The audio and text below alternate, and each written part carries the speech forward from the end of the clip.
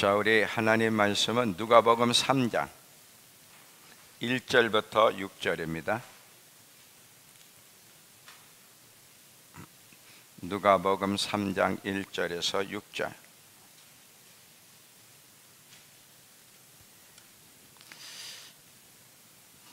자, 제가 읽겠습니다. 디베르 황제가 통치한 지 15해 곧 본디오 빌라도가 유대 총독으로 헤롯이 갈릴리의 분봉왕으로 그 동생 빌립이 이두레와 드라고니 지방 분봉왕으로 루사니아가 아벨레네 분봉왕으로 안나스와 가야파가 대제사장으로 있을 때에 하나님의 말씀이 빈들에서 사가랴의 아들 요한에게 임한지라. 요한이 요단강 부근 각처에 와서 죄 사함을 받게 하는 회개 세례를 전파하니 선지자 이사의 책에 쓴 바 광야에서 외치는 자의 소리가 있어 이르되 너희는 주의 길을 준비하라. 그의 오실 길을 곧게 하라. 모든 골짜기가 메워지고 모든 산과 작은 산이 낮아지고 굽은 것이 곧아지고 험한 길이 평탄해질 것이요 모든 육체가 하나님의 구원을 보리라 함과 같으니라. 아멘. 자, 오늘 제목은 왕의 대로를 준비하라. 자, 이 제목으로 말씀을 전하도록 하겠습니다. 우리 성경은 계속해서 우리에게 분명히 말씀하시기를 지금 이 시기는 세상 편에서 보면 마지막 때, 이제 세상 임금과 세상 나라가 심판을 받을 거기 때문에 세상 편에서는 마지막 때다. 그렇다고 이 지구가 없어지는 건 아니에요. 세상 나라와 세상을 지배하고 있는 사탄과 이 세상의 잘못된 시스템은 심판받고 이 지구가 새로워지는 것이죠. 그래서 세상 편에서는 이 땅이 마지막 때예요. 하나님 편에서 보면 왕이 귀환한다는 거예요. 왕 되신 예수님, 심판하시는 예수님, 신랑 되시는 예수님이 오실 거고 그때가 임박했다고 하는 사실을 계속해서 여기에서 말씀에서 우리에게 반복해서 가르쳐주고 있어요. 더럽혀진 세상을 되찾고 신부를 이 세상으로부터, 사단이 지배하는 이 세상으로부터 구원하기 위해서 왕 되시는 예수님이 이 땅에 곧 오실 거라는 거예요. 근데 예수님이 오실 때의 이 나라의 상황을 보면 성경의 예언대로 그대로 이루어지고 있음을 보게 되는데, 창세기 1장에 보면 하나님이 천지를 창조하기 전에 이 땅의 상태가 어떤 상태인지를 한번 보세요. 창세기 1장을 가봤습니다.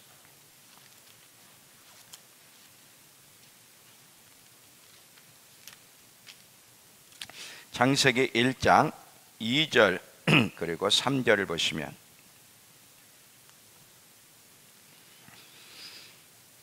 땅이 혼돈하고 공허하며 흑암이 깊음 위에 있고 하나님의 영이 수면에 운행하시니라.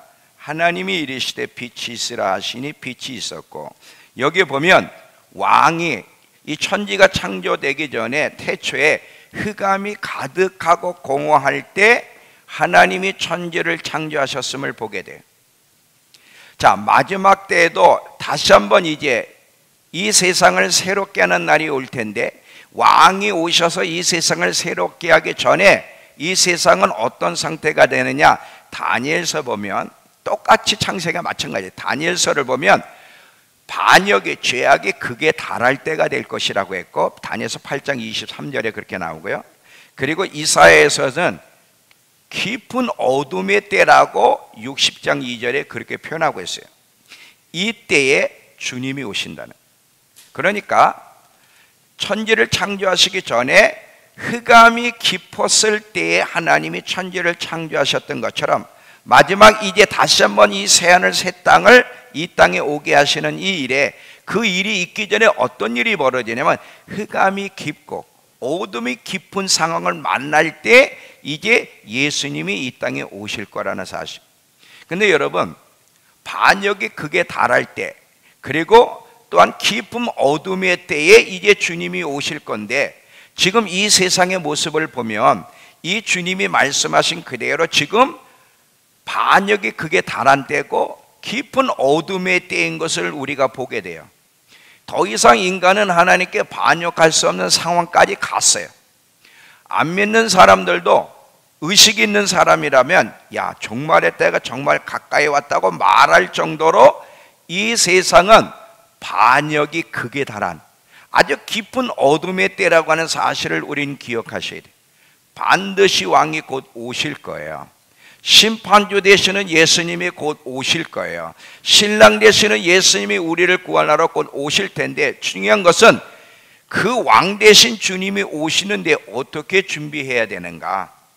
그냥 신앙 고백과 함께 교회만 다니고 주일날 예배만 드리면 그 왕의 오심을 준비할 수 있는 건가? 분명히 성경은 우리에게 아니라고 얘기해요.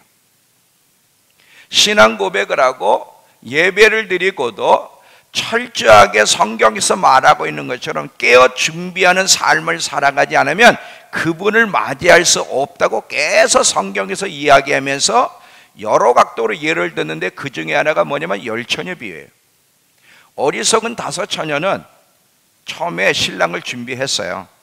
분명히 예수님이 자신들의 신랑이고 자기들은 신부란 사실을 알고 믿었고, 그리고 처음에는 등불을 가지고 준비했어요. 근데 신랑이 더디오는 가운데 이들은 계속 더디오더라도 항상 깨어서 철저하게 기름을 충분히 준비했어야 되는데, 그러지 않고 안일함과 나태함과 마음이 세상에 빠져있는 가운데 신랑을 맞이했을 때 그 신랑은 나는 너를 모른다는 거예요. 아마 이런 그리스도인들이 굉장히 많을 거예요. 정말 많을 거예요. 정말 많을 거예요. 왜냐하면 좁은 문으로 들어가는 길이 생명의 길인데 그 좁은 문으로 들어가는 사람들이 적다고 했기 때문에.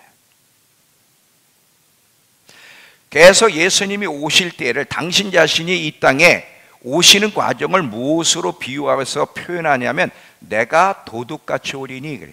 여러분, 말씀 한 말씀 한 말씀 예수님이 직접 말씀하실 때는 잘 듣고 의미를 잘 파악을 해야 돼. 계속 예수님이 오시는데 뭐라 하냐면 내가 도둑같이 오리니, 자신이 오시는 과정을 도둑이 오는 과정과 비유하고 있다는 사실에 주의를 하셔야 되는데, 그러면 여기서 주님이 뭐를 말씀하시려는 것일까 잘 생각해야 돼. 도둑은 자기가 오는 시간을 절대 알려주지 않습니다. 예수님도요, 알려주시지 않는다는 거예요. 깨어있는 사람은 알게 되지만 깨어 준비하지 않는 사람은 똑같이 신앙 고백을 하고 예수를 믿고 교회를 다녀도 모르게 될 거라는 사실을 기억하셔야 돼요. 성경에서 분명히 예수님은 온다 그랬어요. 내가 진실로 너에게 이르노니 내가 속히 오리라 말씀하셨어요. 분명히 예수님이 오실 거예요.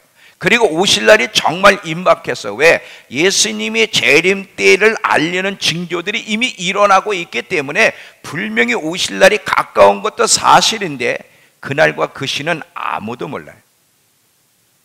마치 도둑이 오는 게 사실인데 오는 시간을 모르는 것처럼 예수님이 오시는 게 사실이고 임박한 것도 사실인데 근데 그 시기를 아무도 몰라. 그러면 어떻게 해야 돼? 이제 예수님이 반하시는 모습이기도 한데 어떻게 해야 돼? 긴장을 늦추지 말고 한눈 팔지 말고 주님의 음성에 귀를 기울이며 비둘기처럼 주님께만 몰두하면서 깨어서 준비하는 것 외에는 방법이 없어요. 잘 들어보세요. 지혜로운 5처녀는 매일매일 기름을 점검했어요. 매일매일 등불을 점검했어요. 매일매일 자기의 신앙 상태를 점검하면서 항상 준비했어요. 이거 외에는 방법이 없는 거예요. 왜냐하면 예수님이 내일 올게 그러면 그래도 정신 제대로 된 사람은 오늘 아마 회개할 겁니다. 교회 나와서. 그렇잖아요. 근데 예수님이 온다는 사실은 맞는데 언제 오는지 몰라. 그리고 오실 날이 임박했다는 사실도 분명한데 근데 그 날과 그 시를 몰라. 어떻게 해야 돼? 매일매일 긴장을 늦추면 안 돼. 자, 예를 들면 우리나라 전쟁이 일어난다. 4월 중에 일어난다고 가정해 봅시다. 분명히 여러 가지 정황을 볼 때 4월 안에, 근데 언제인지 몰라 전쟁이. 그냥 4월 안에 온다는 것만 여러 각도로 우리가 안다고 가정해 봅시다. 그럼 어떻게 해야 돼? 매일매일 긴장 속에 준비해야 되잖아. 그건 당연한 거죠. 주님이 언제 오시든 맞이할 준비를 하고 있어야만 주님이 오실 때 당황하지 않아. 여러분, 어리석은 다섯 처녀가 신랑이 왔을 때 당황했을까 안 했을까? 당황했지.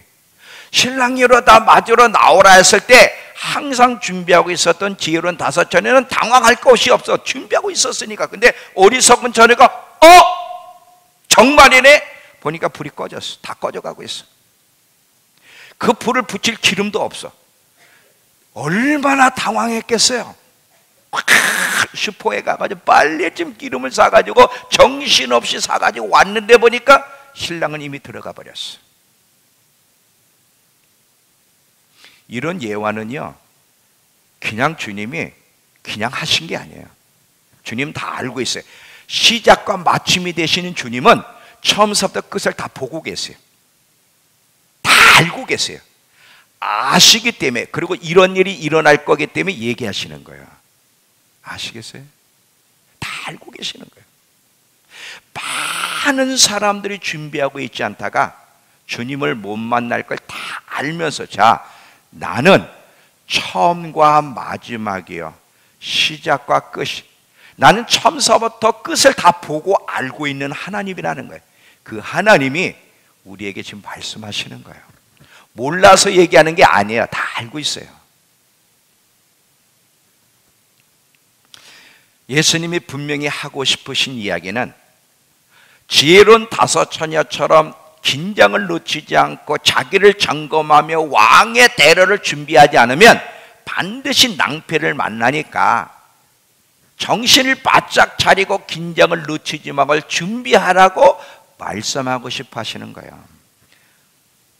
여러분, 당장 예수님이 지금 이렇게 안 올 것 같으니까, 오는 건 오는데, 오시는 건 오시는데 당장 오실 것 같지 않으니까 준비하지 않고 살아간다면 그 사람은 예수를 믿어도 헛믿는 겁니다. 그건 잘못된 거예요.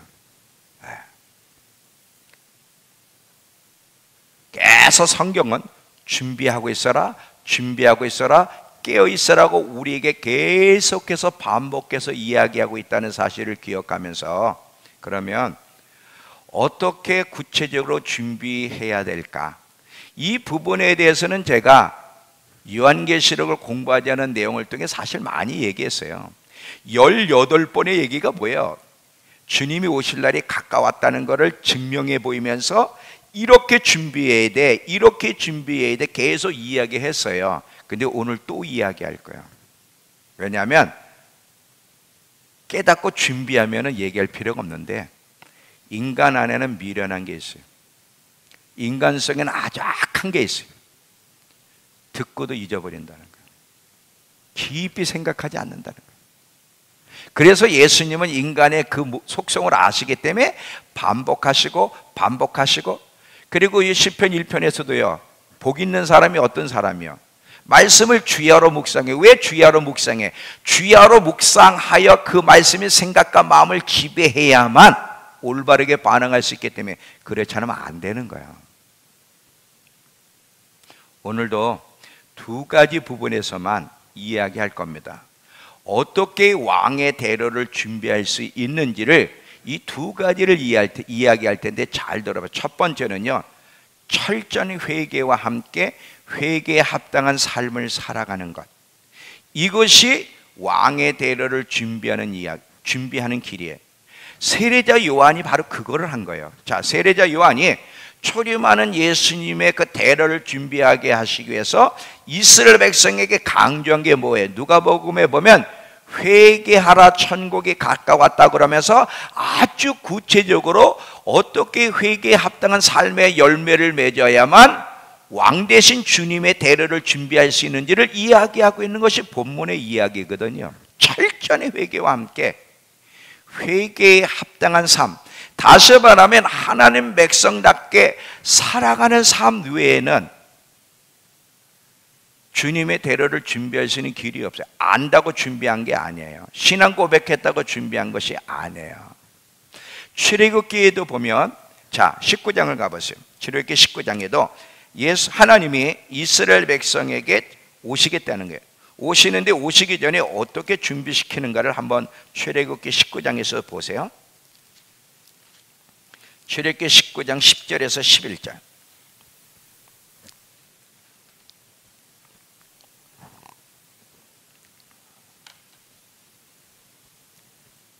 자, 피셨죠. 출애굽기 19장 10절에서 11절. 여호와께서 모세에게 이르시되 너는 백성에게로 가서 오늘과 내일 그들을 성결하게 하며 그에게 옷을 빨게 하고 준비하게 하여 셋째 날을 기다리게 하라. 이는 셋째 날에 나 여호와가 온 백성 목전에 시내산에 강림할 거다. 지금 예수님이 오시기 전에 그 백성들이 예수님을 맞이하려면 반드시 어떻게 해야 되냐면 성결케 하고 옷을 빨게 하는 작업이 있어야 되듯이 예수님의 재림 때도 똑같은 일이 일어날 거예요. 예수님의 재림을 누가 맞이할 수 있느냐면 여기서처럼 옷을 빨고 성결케 하는 철저한 회개와 함께 회개에 합당한 삶을 살아가지 않으면 재림하실 예수님을 만날 수 없다는 것을 기억하셔야 돼요. 여러분 요한계시록에 나오는 7교회를 잘 보면 예수님의 재림을 준비하는 신부인 교회에게 하시는 말씀인데 그 7교회에 계속 신랑 되시는 예수님, 심판주 되시는 예수님, 왕 되신 예수님이 뭐라 그랬어요? 에베소 교회, 서머나 교회, 버가모 교회, 두아디라 교회, 사대 빌라델피아 라오디게 교회도 계속 뭐예요? 너 이거 잘못됐는데 이거 고쳐라. 너 이거 잘못되는데 이거 고쳐라. 만일 회개하지 아니하면 촛대를 옮겨버리겠다. 만일 회개하지 않으면 내가 속히 가서 내 입에 검으로 너와 싸울 것이다. 만약에 회개하지 않으면 전부 다 계속 그런 얘기를 하셔. 입에서 너를 토해버리리라 계속. 그러니까 왕 대신 주님, 왕의 귀한 왕이 오실 건데 그분을 맞이하려면 철저하게 하나님 백성다운 삶을 살아감으로 준비하고 있지 않으면 그분을 만날 수 없다는 사실을 우리에게 분명히 가르쳐줘요. 요즘 그래도 많은 사람들이 예수님이 오실 거라는 이야기를 해요. 점점 늘어나고 있어요.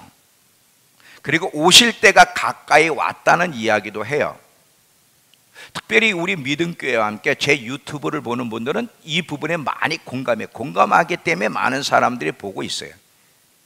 그 마라나타 TV를 보니까 3천 몇 명이 봤더만 제 강의에 대해서 하나를 며칠 전에 올렸는데 며칠 만에 3천 명이 볼 정도로 지금 많은 사람들이 지금 보고 있는데 문제는 뭐냐면 마지막 때에 대해서 공감을 했어요. 근데 그런 마지막 때를 구체적으로 어떻게 준비하느냐, 준비하고 있느냐를 질문하면 참 안타까운 것은 준비하고 있지 않다는 거예요.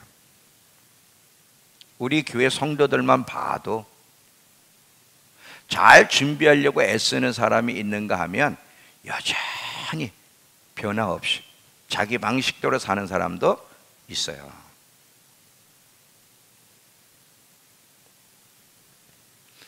준비하고 있지 않으면 반드시 여러분 그날이 턱과 같이 올 것이고 낭패를 만날 거라는 사실을 기억하면서 다시 한번 여러분 주님이 곧 오실 거라는 것을 다시 한번 의식하고 준비할 수 있는 저와 여러분의 삶이 되기를 축원합니다. 자, 어떻게 준비해야 되느냐면 기초를 잘 쌓는 일을 해야 돼요. 항상 제가 강조하지만 기초는 너무너무 중요하다. 기초가 잘못 놓이게 되면 그것은 무너져요. 신앙도 기초를 잘못 세워놓으면 반드시 무너지고 그 잘못된 기초를 가지고는 곧 오실 예수님을 맞이할 수가 없어요. 그래서 예수님이 뭐라 그래? 모래 위에다 집을 짓지 마라 그래. 모래 위에다 집을 지면 그 집은 반드시 무너진다. 그러면서 모래 위에 집을 짓는 그 태도가 어떤 태도인지를 이야기하잖아요. 잘못된 기초 위에 집을 짓지 말라는 거지. 근데 참 놀랍게도 많은 그리스도인들이요 잘못된 기초 위에 집을 짓고 있고도 안전하다고 착각한다는 거예요.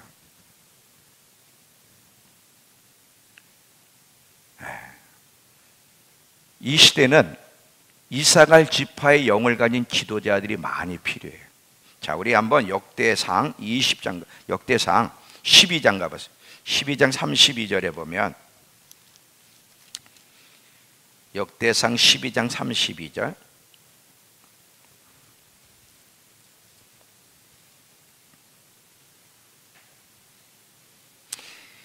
이사갈 자손 중에 시세, 때와 시기, 이런 말이죠. 때와 시기를 알고 이스라엘이 마땅히 행할 것을 아는 우두머리가 200명이니 그들은 그 모든 종들을 통솔하는 자이며. 자, 여기 보세요.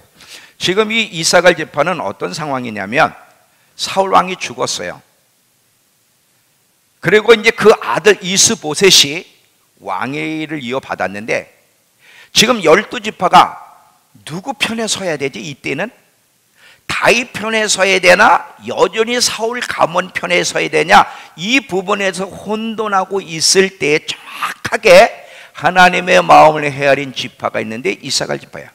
그 이사갈 지파 200명이 지금의 때, 이 때를 알고 어떻게 반응하고 행동하는 것이 옳은 것인지를 알아서 백성으로 하여금 올바르게 반응하도록 이끌어준 지도자가 200명이 있었다는데, 저는 이 말씀을 읽으면 읽을수록요, 대한민국에도 이런 지도자들이 있었으면 좋겠다 생각이 드는 거예요. 근데 불행하게요, 이만큼의 지도자가 제 생각에는 없어요.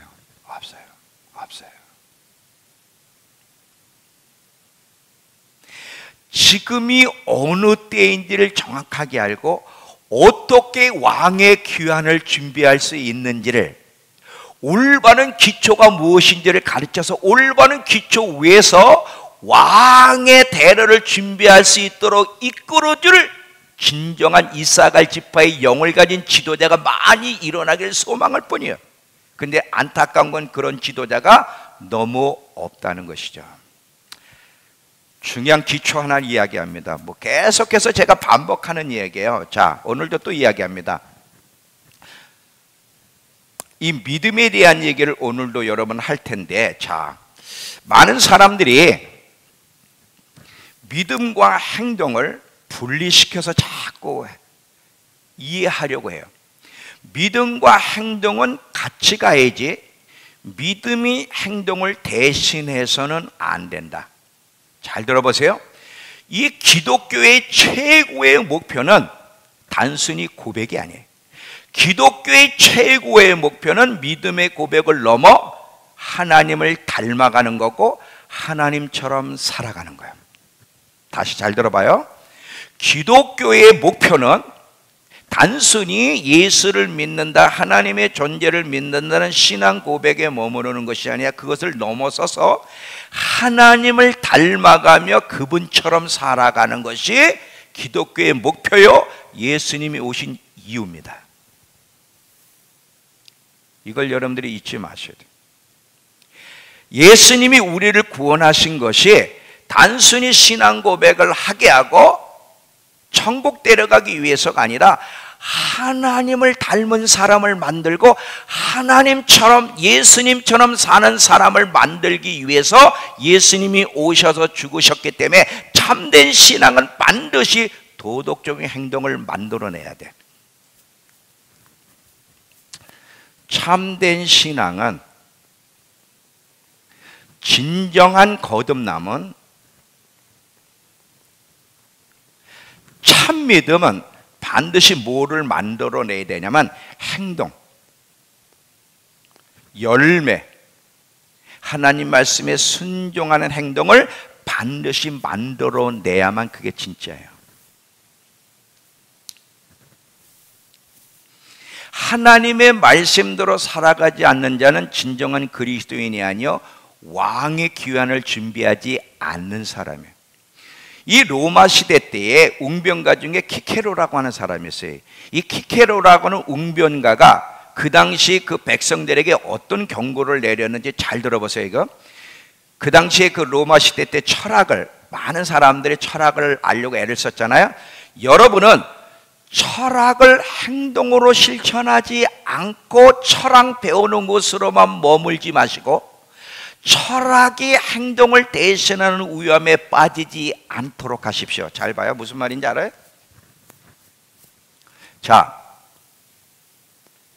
철학과 믿음을, 철학이란 말에 믿음을 넣어서 이야기할 때인가 다시 들어보세요. 철학을 행동으로 실천하지 않고 철학이 행동을 대신하지 않도록 하십시오. 이걸 믿음이란 말을 쓰면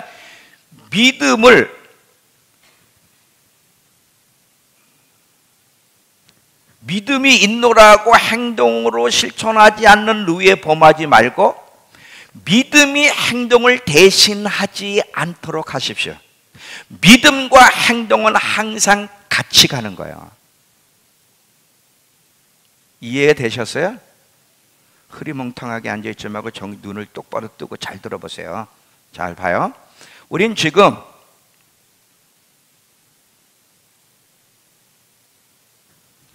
믿음 하나님의 존재를 믿습니다라고 말을 해. 근데 믿음에 따른 행동은 안 해.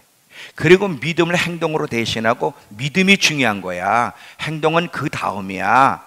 자꾸 행동을 강조하면 저 사람 율법주의자 같으네 하면서 계속 믿음이 행동을 대신하게 하려는 유혹에 빠져. 그리고 실제로 그러고 있고요.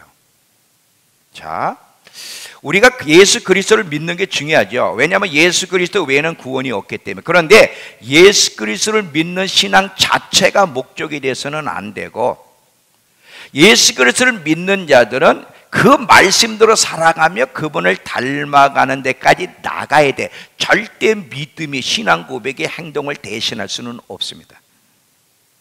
이해가 돼요? 많은 그리스도인들 보세요. 신앙 고백하고 교회 다니는 그리스도인들 보세요. 주님을 닮아가는 흔적들이 있는가? 성숙해 가는 노력들이 있는가 보세요. 참 불행한 건 찾아보기 쉽지 않아요. 왜 그래요? 믿음과 행동을 분리시켜서 강조하면서 엄청나게 믿음을 강조하고 행동은 잘 강조한 거 대충 슬쩍슬쩍 넘어가. 회개, 거룩함, 심판되는 얘기는 여러분 들어보기 어렵고요. 그냥 대충 슬쩍 살짝 언급하면서 그냥 지나가면서 계속 은혜, 믿음만 엄청나게 강조를 해. 그리고 그 믿음도 균형 잡히게 강조하는 것이 아니라 부분적인 부분만 강조한다 이거지. 그러다 보니까 불균형적 양식을 먹는 거야. 불균형적 지식 때문에 교회의 질, 성도들의 질이 낮아질 수밖에 없고 도덕적 수준이 바닥을 칠 수밖에 없는데, 이러한 모습으로는 왕의 대로를 예비할 수 없다. 내용이 좀 어려워요? 안 어려워요? 그게 좀 이 둘 중에 하나를 해봐. 안 어려우면 이해가 돼? 내 하기 싫으면, 아니면 이해가 안 되면 뭐 이거라도 이거 하면요 건강에도 좋아요. 목도 좋아지고요. 잘 보세요. 나무에는 반드시 열매가 맺어져야 돼. 그리고 그 나무에 맞는 열매가 맺어져야 돼. 나무가 열매를 대신할 수는 없죠. 나무는 열매를 맺는 수단이 돼야 되듯이 믿음은 행동을 대신할 수 없고 행동을 낳는 믿음이 진짜예요.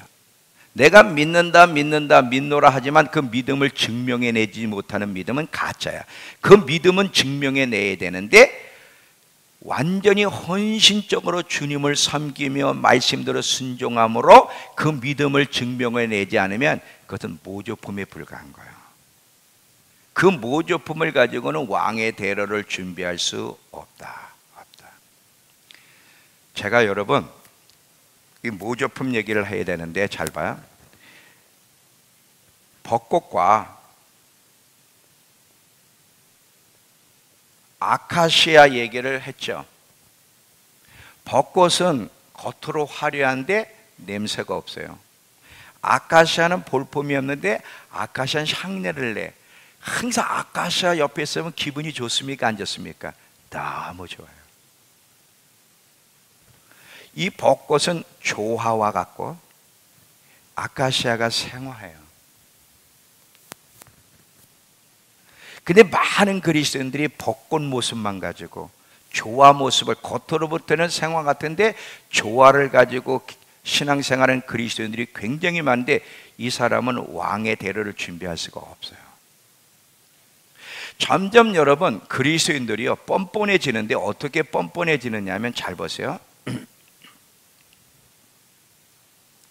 자기가 생화의 모습을 갖고 살지 않고 조화의 모습 같은 신앙 모조품을 가지고 살면 회개하면 문제가 없어. 근데 점점 시대가 흐를수록 회개하자고 얼마나 뻔뻔하게 살아가는지. 자, 우리 노래할 때요 제가 그랬죠. 가장 거짓말 많이 시키는 사람들이 찬양하는 사람이라고. 노래하는 사람들이 제일 거짓말을 많이 해. 왜? 지는 살지 않으면서 노래를 그렇게 해. 자, 우리 예를 드릴게요. 뭐 노래하는 사람만 아니라 우리 모두가 그렇죠. 우리 노래 많이 하는 것 중에 뭐요? 주님의 도움이 없이는 살 수 없다는 노래 여러 가지로 얘기해. 주님의 도움이 없이는 살 수가 없다. 노래도 하고 심지어는 그거 기도도 해. 근데도요 놀랍게요 주님의 도움이 없이 노련하게 잘 살아간다. 그래 안 그래? 주님이 도움 없이도요 얼마나 노련하게 아주 태연스럽게 잘 살아가는지 몰라. 진짜 주님의 도움이 없이 살 수 없다고 고백하고 몸부림치는 사람이 얼마나 될까? 뻔뻔할 정도야. 자, 또 보세요. 우리는 노래 중에 주님 한 분만으로 나는 만족해, 주님 한 분이면 돼요, 노래 얼마나 많이 불러. 자주 불러야 돼. 이건 중요하니까. 근데 노래를 부르지만 진짜 주님 한 분만으로 만족하는 사람이 얼마나 될까? 그냥 만족이 안 돼가지고 막 이것도 채우고 저것도 채우고 이것도 얻으려고 세상으로 치닫고 있고 안 채워지면 항상 불만족하며 살아가는 사람들이 얼마나 많아. 진짜 주님 한 분으로 만족해? 정말이야? 뻔뻔할 정도야. 뻔뻔할 정도.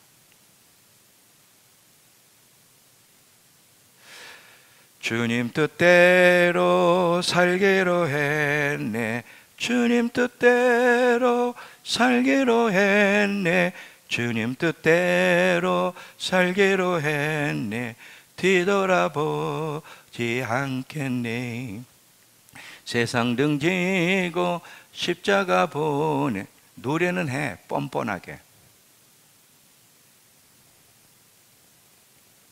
근데 정말 그렇게 살려는 마음이 있냐 이거죠.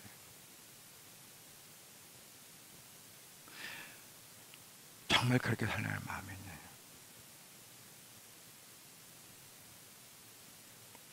이렇게 못 사는 것 때문에 괴로워하는 사람이 있으면 소망이 있어요.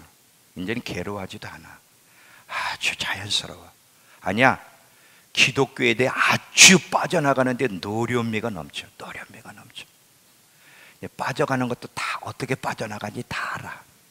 그래서 이런 사람, 이런 교묘함에 대해서 성경이 어떻게 일침을 주냐면 예레미야 17장 9절에 보면 만물보다 거짓되고 부패한 것이 사람의 마음인데 누가 이것을 알려? 그래. 자기 마음이 얼마나 부패해가지고 그 마음이 어떻게 노련하게 자기를 악한 길로 이끌어가는데 아는 사람이 얼마나 될까? 로마서 2장 28절인가요?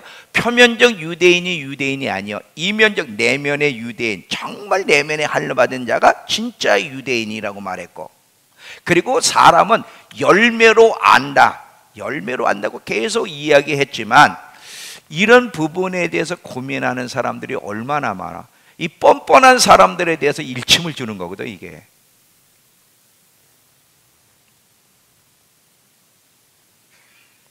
하나님이 우리에게서 간절히 바라는 것은 나무가 아니에요. 열매, 열매. 기도도 노래도 중요하지만 삶이에요. 열매가 없는 삶은 아무 소용이 없어요. 여러분, 무화과 나무 비유 예수님이 저주한 거 기억나세요? 자, 이 무화과 나무를 예수님이 저주했잖아요. 근데 이 무화과는요 특징이 있어요. 무화과 나무는, 이 무화과 나무는 다른 나무와 같이, 다른 나무는 먼저 잎사귀가 나잖아요. 잎사귀가 나고 그 다음에 열매를 맺지만 무화과 나무는 반대로 열매가 먼저 맺어지고 그 다음에 잎사귀를 내요. 그러니까 예수님이 볼 때 잎사귀가 많으니까 시장할 때 무화과 나무에서 뭐가 따먹을 게 없는가 볼 때 잎사귀가 많았단 말이죠. 그러면 잎사귀가 많았다는 건 이미 열매가 있어야 되는 거예요. 그래서 열매가 있겠구나, 저걸로 좀 시장길을 좀 채우자고 갔더니 잎사귀는 무성한데 열매가 없는 거예요. 너는 영원히 열매를 맺지 못하리라. 그리고 주님이 저주하시잖아요. 이 내용이 무슨 얘기예요? 뭐를 우리에게 교훈하려고 하시는 거죠? 주님이 기대하는 것은, 주님이 바라시는 것은 우리 신앙인들의 열매지 단순한 신앙 고백, 나무보다 더 중요한 것이 열매라는 것을 이야기하고 싶어 하는 거예요.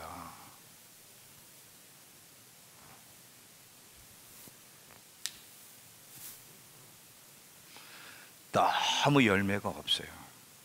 오늘 저녁에는 제가 거품을 빼라는 얘기를 할 건데, 이 거품, 자,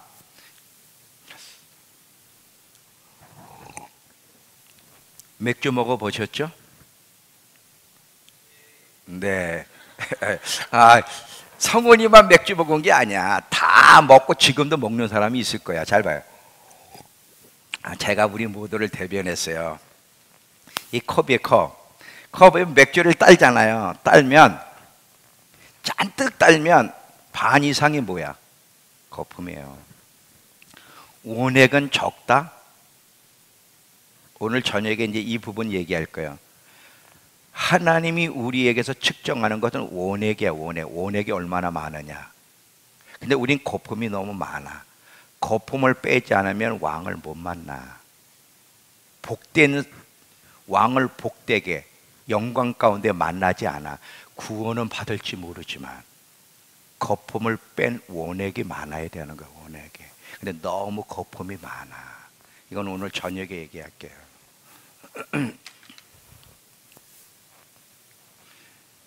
여러분, 왕이 오세요. 왕이 곧 오실 거예요. 이 세상을 되찾기 위해서 왕이 귀환하러 오신다니까. 정말 그것을 믿는다면 예수님이 사신 것처럼 우린 살아가려고 노력입니다. 완벽할 수 없어요. 노력하는 거예요. 요한일서 4장 17절 가보세요. 요한일서 4장 17절.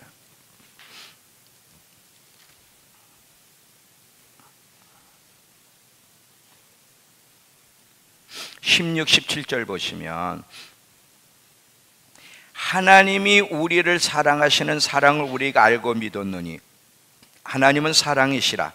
사랑 안에 거하는 자는 하나님 안에 거하고 하나님도 그의 사랑 안에 거하시느니라. 이로써 사랑이 우리에게 온전히 이루어진 것은 우리로 심판날에 담대함을 가지게 하려 함이니 주께서 그러하신 같이 우리도 이 세상에서 그러하여야 한다. 뭐예요? 주님의 재림을 잘 담대하게 맞이하려면 주께서 사신 대로 우리도 그렇게 살아야 한다는 거야. 3장 요한일서 3장 3절도 보세요.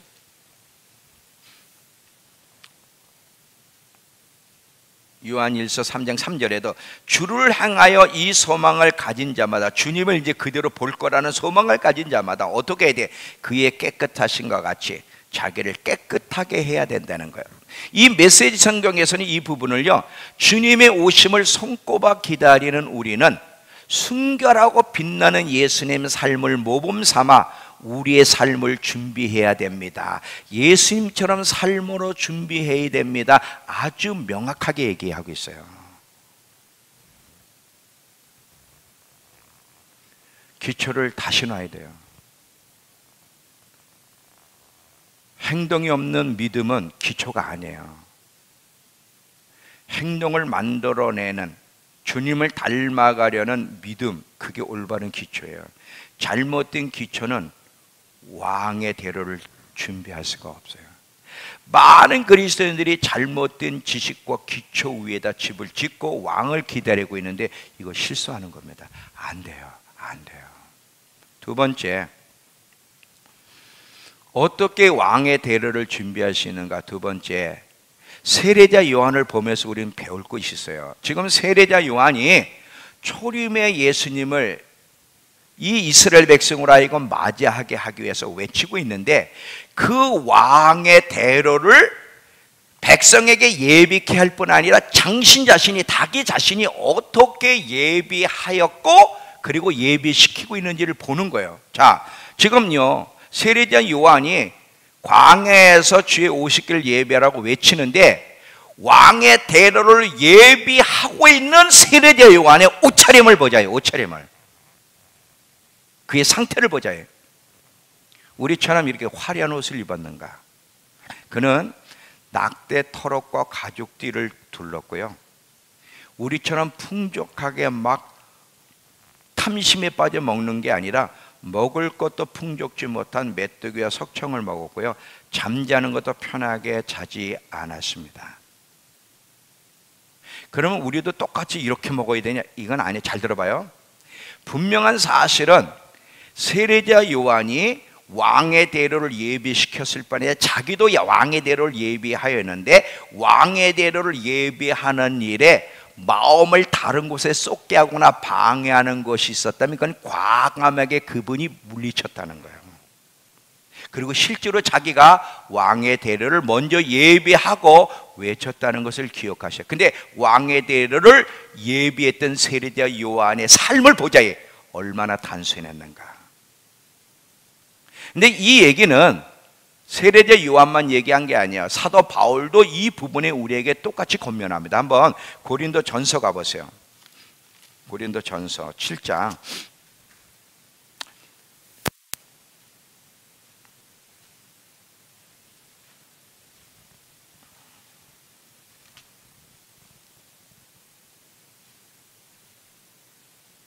29절서부터 31절까지만 볼게요.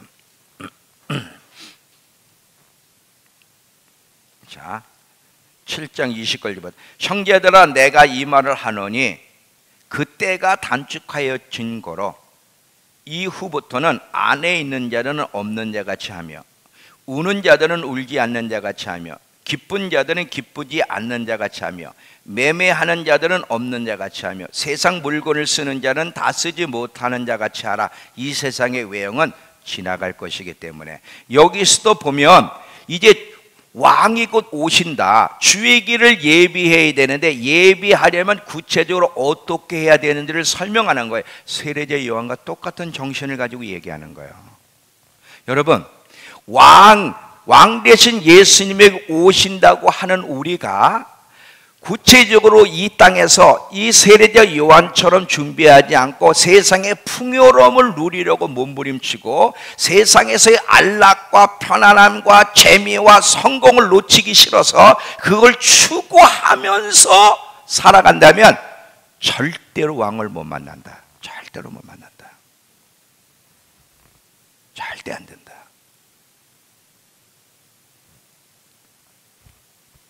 이건 왕의 대로를 준비하는 길이 아니에요. 왜 그렇죠? 이 세상에는 두 영이 있는데, 세상의 영과 하나님의 영, 이 둘은 반대의 성질이 있어요. 육체의 소욕과 성령의 소욕은 서로 거스린다 그랬어요. 여러분, 세상의 영에 붙잡혀서 세상의 풍요로움과 세상의 편안함과 안락과 재미를 따라 살아가려고 애쓰는 사람은 주님 오심을 준비할 수 없다. 왜? 마음이 둔하여지고, 마음이 둔하여지면 영적인 감각이 무뎌지기 때문에 안 되는 거야. 절대 안 되는 거야. 근데 우리는 왕의 대로 얘기하지만 우리의 마음은 어디를 따라? 세상 철학을 따라가. 여러분, 여기서 솔직히 우리가 입으로요 이렇게 고백은 안 해. 세상이 얼마나 즐거운지 모릅니다, 이런 고백은 안 해. 절대로 우리 믿는 사람이 입으로는 세상이 너무 즐겁고 세상이 좋습니다라는 말은 안 하지만 몸으로는 세상 철학을 따라가. 너무 좋은 세상 철학이 뭐예요? 세상에서 성공해야 됩니다. 세상이 얼마나 재미있는지 아세요? 나 외에는 없는 거예요. 세상에서 잘 되고 성공해야 되고 안락해야 돼. 이게 세상 철학들이거든. 입으로는 그들처럼 말은 안 할지 모르지만 행동으로는 똑같이 그들처럼 살아가는데, 이렇게 사는 삶은 왕의 대로를 준비할 수 없다. 안 되는 거예요.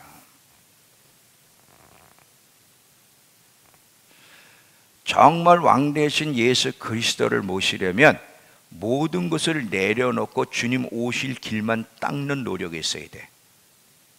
비둘기가 한쪽 방향만 보듯이 왕 대신 예수님, 신랑 대신 예수님께만 몰입하면서 그분의 대로를 어떻게 준비해야 되는지 오직 그분께만 소망을 두고 준비하지 않으면 그분의 대로를 준비할 수 없어요. 왕이 오신다는 게 즐거움인 게 사실이고, 왕이 오신다는 게 우리에게 소망인 것이 사실이지만, 그런데 왕의 대로를 준비하는 삶은 쉽지 않다는 거예요. 왕의 오실 길을 준비하는 게 쉬우면 누가 못하겠어요? 좁은 문으로 들어가라. 자, 누가복음 13장 가보세요.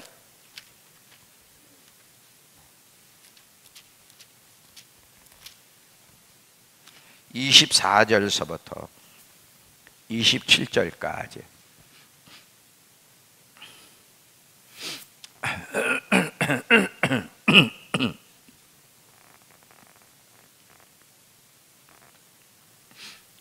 좁은 문으로 들어가기를 힘쓰라. 내가 너에게 이르노니 들어가기를 구하여도 못하는 자가 많으리라. 집 주인이 일어나 문을 한번 닫은 후에 너희가 밖에 서서 문을 두드리며 주여 열어주소서 하면 그가 대답하여 이르되 나는 너희가 어디서 온 자인 줄 알지 못하노라 하리니, 그때 너희가 말하되 우리는 주 앞에 먹고 마셨으며 주는 또한 우리 길거리에서 가르치셨나이다 하나, 그가 너희에게 말하여 이르되 나는 너희가 어디에서 왔는지 알지 못하노라. 행악하는 모든 자들아 나를 떠나가라.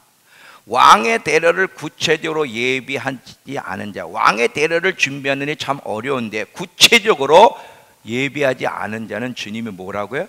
모른다 그래요. 모른다. 왕이 오신다는 게 우리에게 기쁨이고 소망이지만, 근데 그 대로를 예비하는 길은 결코 쉽지 않아요. 많은 포기와 대가가 있어야 돼요. 여러분이 열처녀 비유를 보면 지혜로운 5처녀가 기름을 충분히 준비했죠. 기름을 충분히 준비할 수 있었던 이유는 뭐냐면 항상 자기 상태를 점검하며 관심이 있었기 때문에, 왜 이렇게 신앙이 자꾸 처지지? 왜 자꾸 이렇게 첫사랑이 사라지고 있지?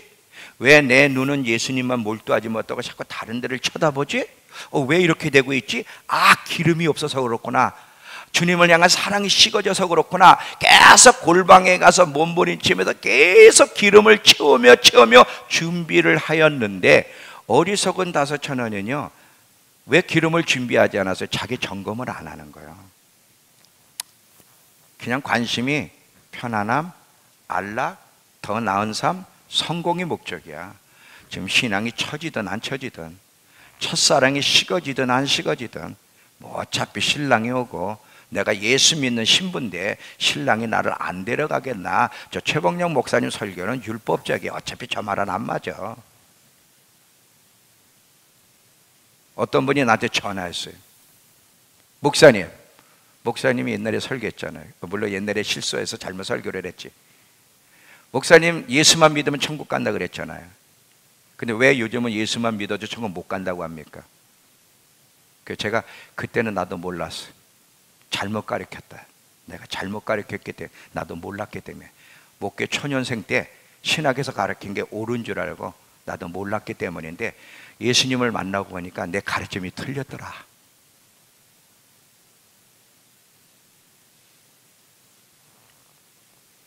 행함이 없는 믿음은 그 자체가 죽은 거더라. 이제 내가 알게 됐기 때문에 잘못된 가르침을 고치고 올바른 가르침을 전하려고 몸부림치고 있을 뿐이다. 그렇게 얘기해 줬어요. 여러분, 이 성경의 믿음의 사람들 15절에서 11장을 보면 항상 천국을 바라보며 천국의 소망을 품은 사람들의 그 태도를 보면요, 잘 봐요. 사물과 사물보다 더 중요한 것이 사물을 대하는 우리의 태도가 더 중요해. 세상을 어떻게 보느냐가 중요해. 잘 봐요. 세상이라는 이 실체보다 더 중요한 것은 이 세상의 실체를 해석하는 건데, 믿음의 사람들, 주님의 재림을 준비한 사람들, 천국을 소망한 사람들은요, 이 세상을 보는 태도를 전쟁터로 봤어요. 진짜.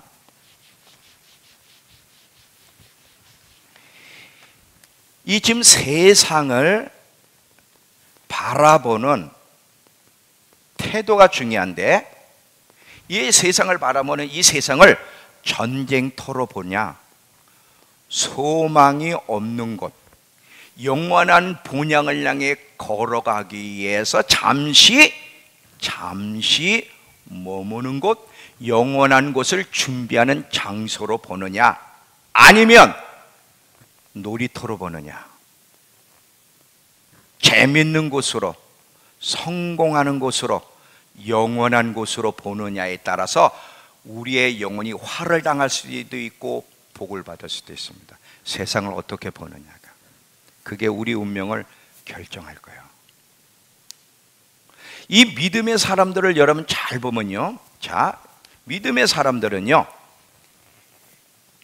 믿음의 사람들과 믿음이 없는 사람들, 교회를 다니든 안 다니든 봐, 사단과 죄와 세상과 지옥을 일직선상에 놓고 해석을 했어요.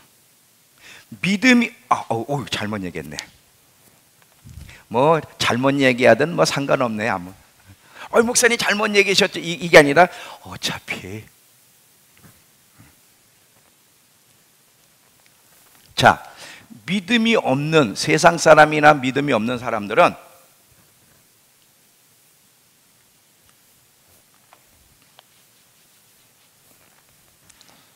믿음이 있는 사람들만 얘기할게.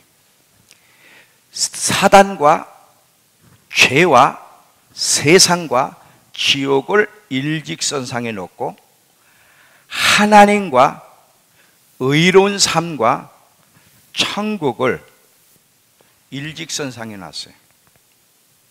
다시, 정말 참 믿음을 가진 사람, 영원한 천국을 소망하는 사람, 주님의 재림을 갈망하는 사람들은 이 세상을 지옥과 일직선상에 놨다는 거예요.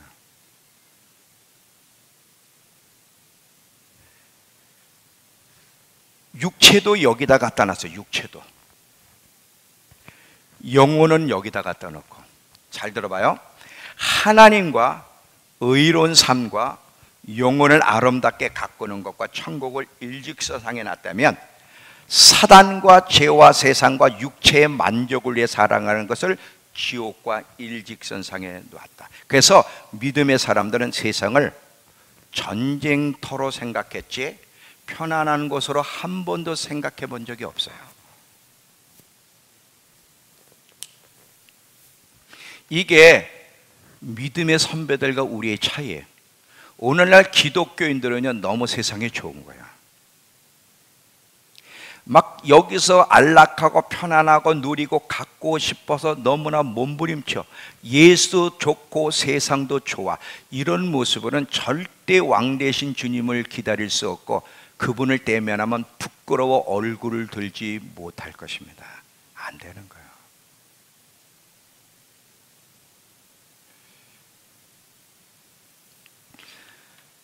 예수님을 잘 만나려면 무엇이, 누가 적인지를 알아야 돼. 여러분, 절대 여러분 주위에 있는 사람들은 적이 아니에요. 무엇이, 누가 우리의 적이에? 사단이, 우리의 육체가, 죄가, 세상이 우리의 적이에요. 그 철저하게 적을 알고 목숨을 걸어 전쟁을 치러야만 그분을 만날 수 있습니다. 예수님은요, 자, 잘 봐요. 예수님은 주님의 재림을 준비하기 위해서 목숨을 걸고 전쟁을 치른 사람들을 데리러 오실 거고, 천국은 전쟁에 승리한 전사들이 돌아가는 고국이고, 전쟁을 치르며 치열하게 싸운 사람들이 가서 편안하게 쉬고 위로를 받는 곳이 천국이고, 주님은 업적에 따라 거기서 상급을 주실 거예요. 업적에 따라. 천국은 예수 믿고 세상에서 막 재밌게 놀고 즐긴 사람이 가는 고향이 아니라, 이 땅에서 주님을, 왕 대신 주님, 왕의 대로를 예비하기 위해서 치열하게 싸워 상처의 흔적, 심지어 죽기까지 하는 목숨 걸고 싸운 사람들이 쉬러 가는 곳이 천국이라 이거지. 거기 가면 하나님이 그들을 위로해 주실 거고 눈물을 씻어 주실 거고, 그 업적에 따라서 영광이 분명히 다르게 업적에 따라 상급을 주실 겁니다. 천국은 그런 사람들이 가는 곳이에요. 치열한 싸움이 없었던 사람들, 그냥 예수만 믿으면 가는 곳이 아니에요. 자, 한번 성경을 봅시다. 계시록 14장 13절을 먼저 보세요. 계시록 14장 13절.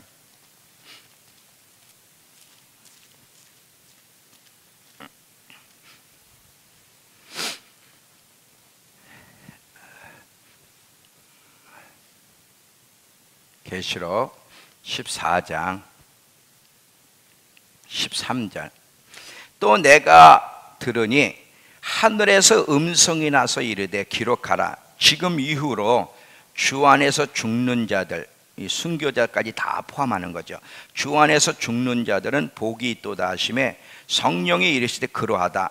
그들이 거기 가면 수고를 끝이고 쉬리니 이는 그들의 행할 일이 따름이라.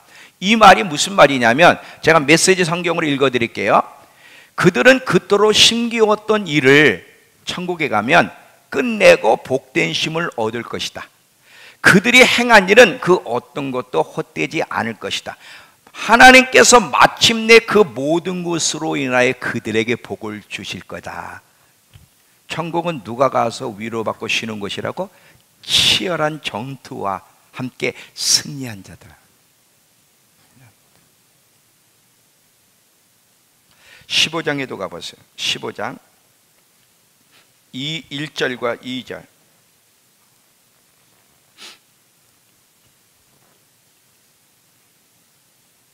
또 하늘에 크고 이상한 다른 이적을 보매 일곱 천사가 일곱 재앙을 가졌으니 곧 마지막 재앙이라.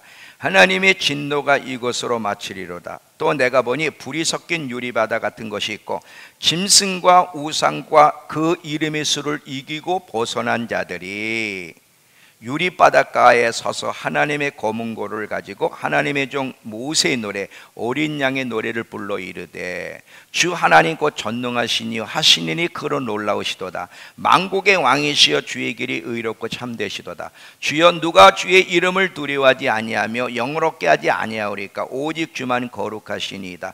주의 의로우신 일이 나타나며 만국에 와서 주께 경배하리이다. 자, 여기 보면 짐승과 우상과 그 이름을 이긴 자들, 이 세상과 싸워서 이긴 자들, 그 사람들 가운데는 상처가 있는 사람도 있고 또 어떤 사람은 실제로 죽임을 당한 사람도 있지만 거기서는 영원히 사는 거야. 여기서는 죽임을 당할 수 있었지만 그들이 영광 가운데 노래를 하고 있는 거야. 그 영광 가운데 어떤 사람은 이기는 자의 상을 다 받는 사람도 있고 어떤 사람은 하나만 받는 사람이 있고 다 천차만별이에요. 그래서 요한 2서에 보면 너희의 온전한 상을 잃지 않도록 조심하라. 요한 3서에 요한 3서에 온전한 상을 잃지 않도록 조심해라. 온전한 상이 있고 그러지 못한 것이 있다네. 여러분이 어떻게 치열하게 적과 싸우며 계속 주님을 닮아가며 하나님의 부르심을 이루어 갔는지 얼마나 충성했는지에 따라서 하늘나라에서 위로와 함께 상급이 다를 거라는 거야. 다를 거라는 거야. 믿음의 사람들은요 이걸 바라보면서 이 땅에서 한순간도 이 땅을 고향으로 생각해 본 적이 없어. 여기는 나그네. 인생은 나그네 길 어디서 걷다가 우리 혜성이가 너무 내가 뭐 노래를 잘하나 보다. 막 눈을 감는 거 보니까 와, 혜선이가 감동을 받아서 너무 감동을 받아가지고 지금 최희준 씨는 노래할 때 인생은 나그네 길이라는 걸 알았어요. 근데 그분은 인생은 어디서 와서 어디로 가는지 몰랐지만 우린 명확하게 합니다. 명확하게 알아. 이제 결론을 맺을게요. 여러분, 질문 하나 할게요. 여러분 이 세상을 전쟁터로 생각하십니까? 놀이터로 생각하십니까? 그냥 정직하게 얘기하면 돼요. 놀이터로 생각합니다. 그러면 아직 준비가 안 된 거야. 그럼 준비하면 되는 거야. 그냥 정직하게. 지식으로 전쟁터 이러지 말고 삶으로 얘기하리. 삶으로. 여러분 기초를 어떻게 쌓고 있죠? 너무 믿음만 붙잡고 있습니까? 아니면 행동을 일으키는 참 믿음을 가지고 있습니까? 한번 돌아보세요. 정말 왕의 대로를 예비하려면, 온전한 구원을 받으려면 믿음과 순종을 통해서 분명히 세상에서 나와 하나님 편에 서야 되고, 그리고 많은 것을 포기하고 잃어버리고 단순하게 살아야 돼요. 단순하게 살아야 돼요. 그러면 돈 벌으면 죄냐? 아니에요. 사업가에게 있어서 돈을 벌도록 부르신 사람은 돈을 벌지만 조심해야 돼. 항상 조심해. 항상 조심해. 왜냐하면 돈 따라가다가 신앙을 잃어버리고 첫사랑을 잃어버리면 안 되기 때문에. 그래서 늘 긴장을 늦추지 말고. 그리고 돈을 버는 목적이 뭐냐면 나 잘 먹고 잘 살기 위해서가 아니에요. 하나님 나라로 흘려보내기 위해서. 하나님 나라로 흘려보내. 더 많이 흘려보내기 위해서. 그렇지 않은 사람은 욕심을 내면 안 돼. 단순하게 살아야 돼. 우린 너무 복잡해. 너무 인생이 복잡해. 복잡한 사람은 마지막을 준비할 수 없어. 아주 단순해야 돼. 아주 단순해야 돼. 옛날에 우리 한국에 어려울 때는요, 늘 주님 외에는 바라볼 게 없어요. 늘 교회에 와서 늘 예배드리고 늘 기도하고. 우리 그랬잖아요. 우리 권사님도 그랬죠. 다 60 넘으신 분들은 다 이해가 돼. 근데 요즘 젊은 애들은요, 이렇게 세상의 풍요를 누린 애들은 교회 잘 안 옵니다. 너무 재밌는 게 많아. 집에만 앉으면 핸드폰이든 인터넷으로는 게임도 할 수 있고 별걸 다 할 수 있거든요. 우와, 기가 막힙니다.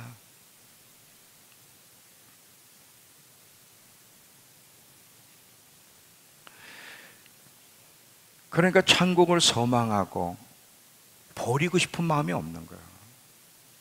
이렇게 좋은 걸 왜 버려? 왜 포기를 해?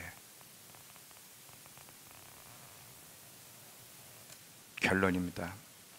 세례자 요한이 왕의 대로를 예비하라고 하면서 자신과 그 백성을 구체적으로 준비시켰던 것처럼 주님의 재림을, 왕 대신 주님, 주님의 귀환을 기다리는 사람은 구체적으로 준비를 했는데 어떻게? 세례자 요한처럼 구체적으로.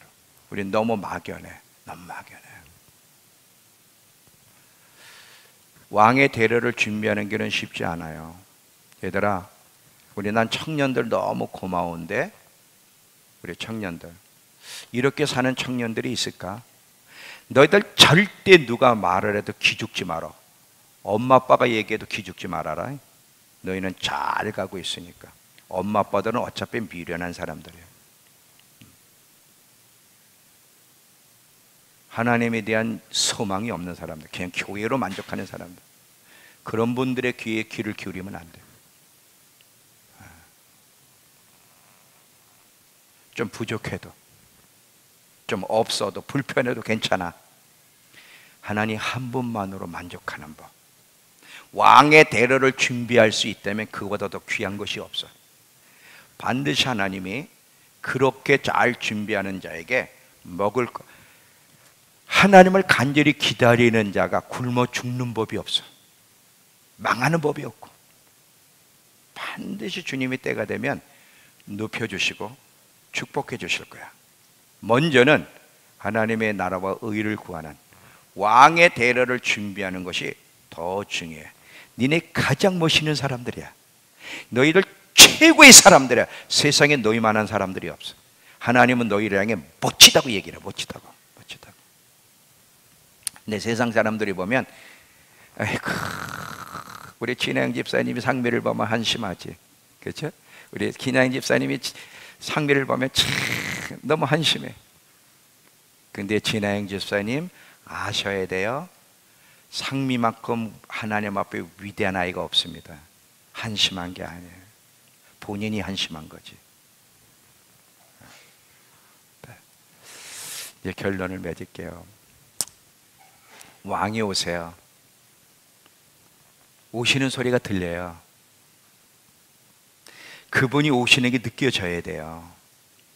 그리고 구체적으로 어떻게 준비해야 되는지를 아셔야 돼요.